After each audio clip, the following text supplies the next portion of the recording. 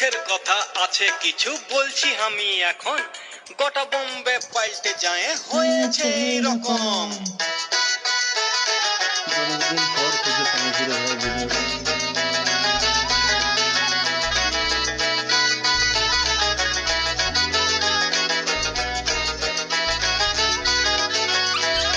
গোবিন্দাকে দেখলি ট্রেনে কেটলি হাতে কইরে, গরম চা বলে হাঁটছে জোরে জোরে।